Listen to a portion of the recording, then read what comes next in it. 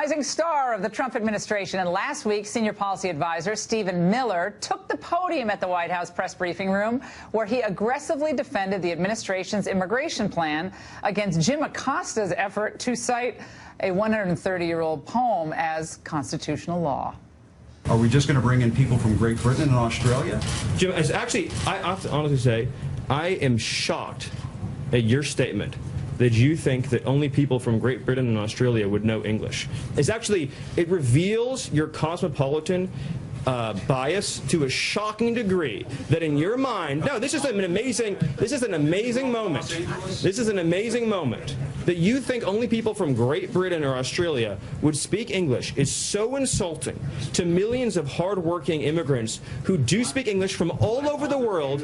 Jim, have you honestly never met an immigrant from another country who speaks English outside of Great Britain and Australia? Is that your personal experience? Of course there are people who come. But that's not what you said, and it shows your cosmopolitan bias. And I just want to say, it sounds like you're trying to engineer the racial and ethnic flow of people into this country. Jim, that is one of the most outrageous, insulting, ignorant, and foolish things you've ever said. And for you, that's still a really the notion that you think that this is a racist bill is so wrong and so insulting.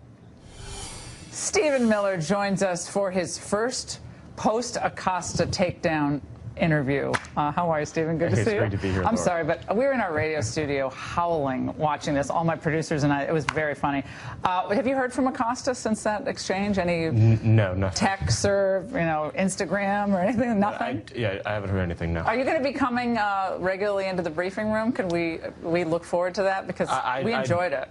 I don't know. Right now, I'm focused on trying to get more support as much as we can for the RAISE Act and the President's other policy initiatives. Now, explain the RAISE Act, because it would cut legal immigration over time, which is very high. Most people don't realize 1 million people come into the country that get green cards, can stay here, work here, bring extended family members in.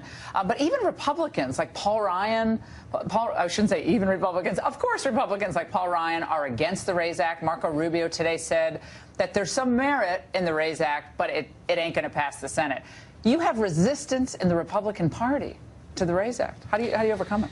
Well, it's an American issue. Bottom line is that Democrats support it, independents support it, and Republican voters support it. And eventually, if an idea has support from a broad swath of the public, it's only a question of time when it happens. And as you know better than anyone, Laura, we admitted about 300,000 people a year in the 70s, about 500,000 a year in the 80s. Now it's over 1 million a year. So what's happening right now is actually not the norm. It's actually unusual how many people we're letting in right now. Yeah, the polling on this is so devastating for the other side. It's just...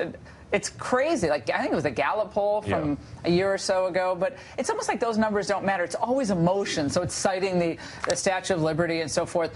Meanwhile, other polls are being floated by the media today. The CNN poll, we'll put it up on the screen.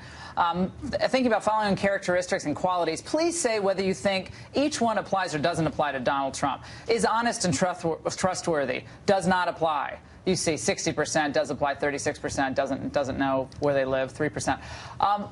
These polls are put out there for what reason, do you think? Because I saw this touted all day long on other networks, and I thought to myself, well, those are the same polls that had Hillary Trump winning significantly. Yes. Well, the media's gotten the president wrong, of course, since the day he announced and every day since. And he's been right and they've been wrong. But there's no doubt, yes, why? Yeah. There's segments of the extreme media, and I wouldn't call it mainstream because it's extreme to want no borders. It's extreme to want to have unlimited, cheap migration, driving down working class wages. These are extreme positions. And so the extreme media is going to do whatever they can to tear down this president. But as long as the people stand for what they want and what they believe in, we're going to keep winning.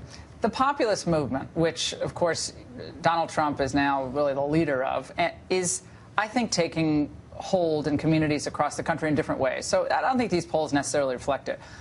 How do you guys grow this economic, nationalist movement, conservative movement into areas that are traditionally not really hospitable to Republican ideas? How do you guys plan to do that? Well, you saw during the campaign the president made serious inroads with the African-American vote. And we're going to keep growing that. Are you going to keep doing that? Because I think that was really... It was visually good. It was kind of reassuring to people. Right. I hear these Republicans, we're not going to go to California. We're not going to go to New England.